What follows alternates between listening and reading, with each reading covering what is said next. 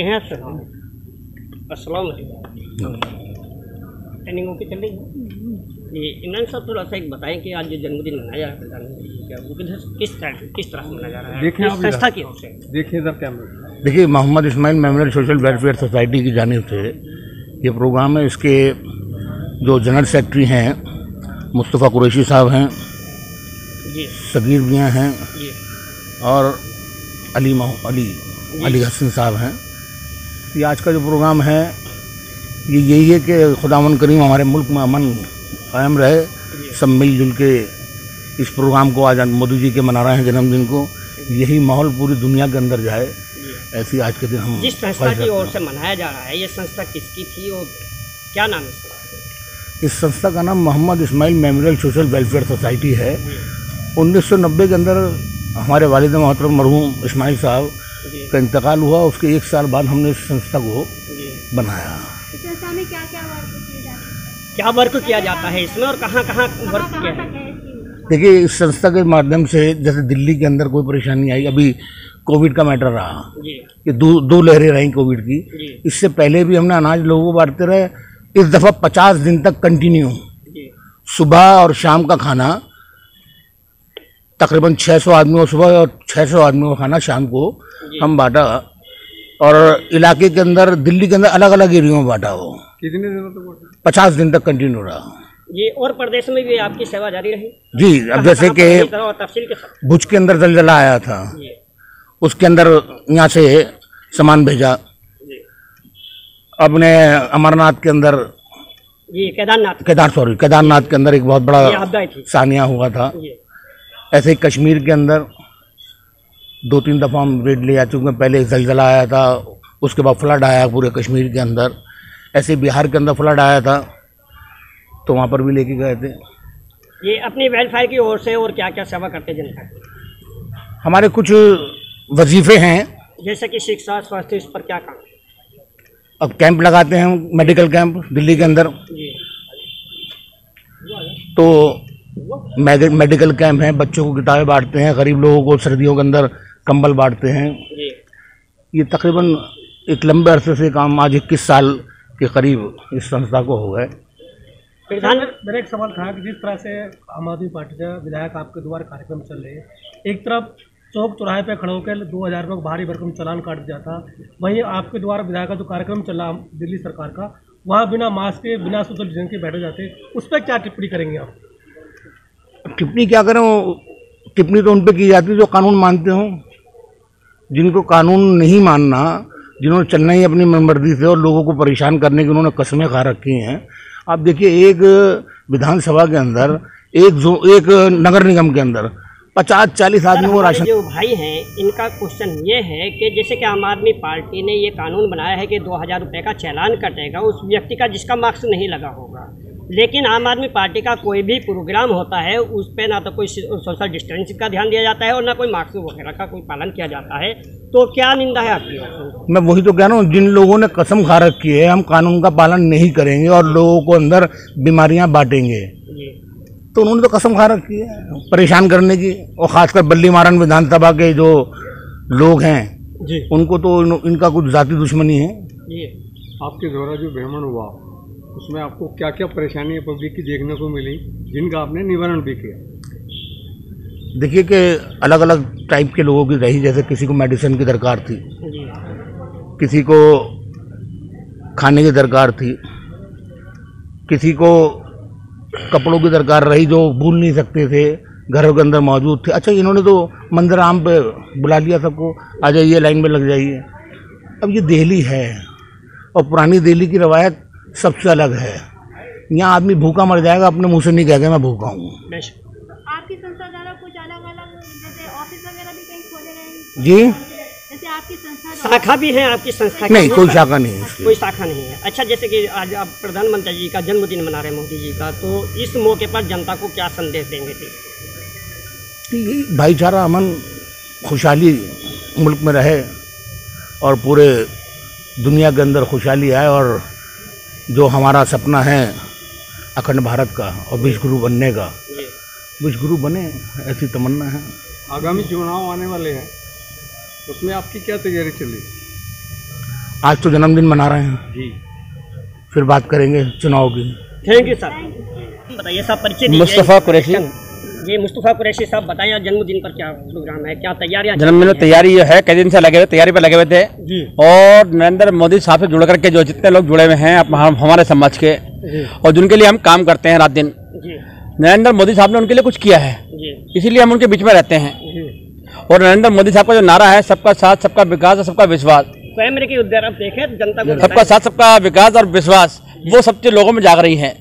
जो लोग डरे हुए थे कि मोदी जी आएंगे तो ऐसा होगा और वैसा होगा, 7 साल हो गए, 7 साल के अंदर मोदी जी से लोगों को कुछ मिला ही है, मोदी जी से कुछ मिला ही है, दिया नहीं मिला है।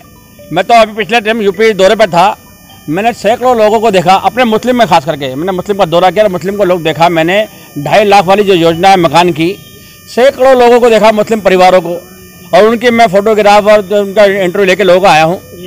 सैकड़ों लोगों को देखा मैं, 2.5 लाख रुपये। उत्तर प्रदेश में 2022 के चुनाव की तैयारियां चल रही हैं, तो आप बताएंगे जैसे कि वहां पर भाजपा का डर दिखा करके जो सेकुलरिज्म के नाम की पार्टी है वो मुस्लिम वोट बटोन हासिल करने के चक्कर में लगी अभी हुई है। तक इस पर आप क्या कहेंगे? 70 सालों में बीजेपी का डर दिखाते हैं कि 70 बीजेपी सालों के अंदर किया क्या है, यही डर बिठा के रखा है। अब आप देख लो, 5 साल राज रहा, आपके सामने है, मीडिया से ज्यादा फास्ट कौन दिखाया किसी को परेशानी आई क्या? चुनिंदा मुट्ठी पर लोग 2-4 परेशानी तो इतने बड़े देश के अंदर होती हैं, उसी को आप जो है बड़ा चढ़ा के दिखाता है, फायदा क्या उसका?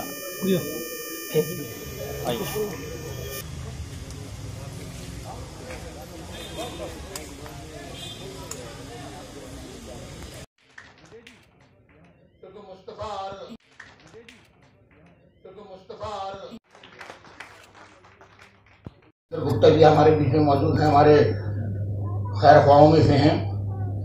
इसी तरह उस वक्त महानगर पार्षद हुआ करता था, जिसको आज के दौर में एमएलए कहते हैं, और मुख्यमंत्री को कार्यकारी पार्षद कहते हैं। तो 1990 के अंदर इस्माइल साहब का स्वर्गवास हुआ।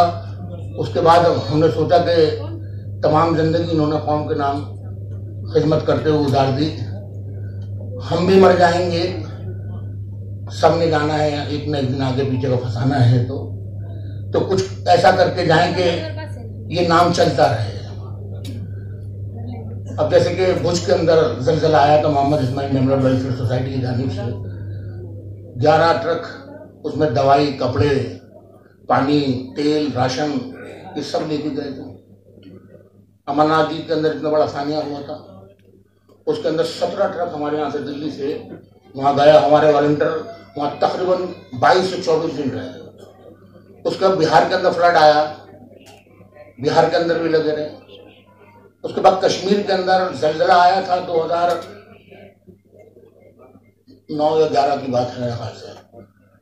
तो आप यकीन मानिए कि वहाँ के जो हमारे मिलिट्री के एक यूनिट है RR56, राष्ट्रीय राइफल RR56 के नाम से, उसके सीओ थे श्री खंडे जी।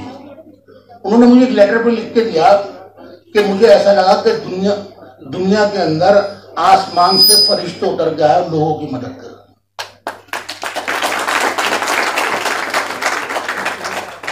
डोगरा रेजिमेंट जो बॉर्डर पे लगी हुई है, वहां एक इलाका है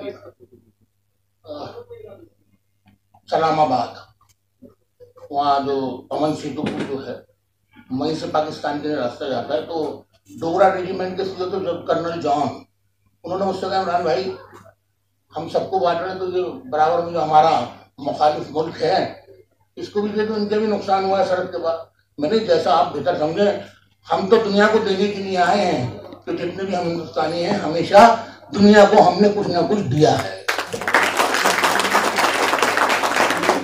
तो इसी पे मैं एक शेर याद आ गया मुझे, हम तो दुश्मन को भी पाकीज़ा सजा देते हैं, हम तो दुश्मन को भी पाकीज़ा सजा देते हैं, हाथ उठाते नहीं नजरों से गिरा देते हैं। तो वहां हमने अपने उस मुखालिफ मुल्क को भी मदद करी। हमारा लोगों का सोचना यह है कि इंसान को इंसानी मदद कर सकता है। दुनिया में कहीं भी कोई इंसान हो, वो हमारे लिए एक इंसान की नज़र से देखते हैं, हम चाहे सरहद हो या ना हो। हिंदुस्तानियों को ये सोचता है। हम जब अमरनाथ में जो सान्या हुआ था केदारनाथ में, मैं 4 दिन वहाँ रहा और मेरी तबीयत ज़रा सी नासाज हो गई थी, तो आप बारिश में बहुत भीग गया था, बुखार चढ़ गया था। तो मुझे डॉक्टरों ने वहाँ से कहा कि आप वापस चले जाएं, यहाँ आपको इन्फेक्शन होने का खतरा है। तो मैंने वहाँ जो मंजर देखा था मैं आपको बयान नहीं कर सकता। एक मौत का मंजर देख के आया था वहाँ। ऐसे ही कश्मीर के अंदर जो ऊपर गांव थे, वहाँ 10-10, 12-12, 15-15 घर के गांव होते हैं, कोई भी पुरसाने हाल नहीं था। गवर्नमेंट नाम की कोई चीज नहीं थी। मिलिट्री लोगों को निकाल रही थी, जो मर गए थे उनको दफन करने का काम भी वही कर रहे थे। रमजान के दिन से वो हमें सहरी भी खिलाते थे, हमें रोजा भी खुलवाते थे और नमाज के लिए हमारे लिए इंतजाम करते थे। आप ये देखिए कि जो लोग तस्वीर पेश करते हैं उस तस्वीर का दूसरा रुख भी देखें। जब कहीं ज्यादती होती है तो उसकी कुछ ना कुछ वजह होती है, एक्शन का रिएक्शन। तो हमारे मिलिट्री का ये भी काम रहा, खाना बांटा। लोगों ने वहां कहा कि सरकार नाम की कोई चीज ही नहीं भाई साहब, आप लोग आए हैं तो हमें मालूम चले या तो मिलिट्री ने करा या आप लोगों ने करा। बहुत सारे हमारे बीच में गलतफहमी पैदा करने वाले लोग हैं, हमें उनको भी छांटना पड़ेगा, बताना पड़ेगा। ताली 2 हाथ से बचती है 1 हाथ से।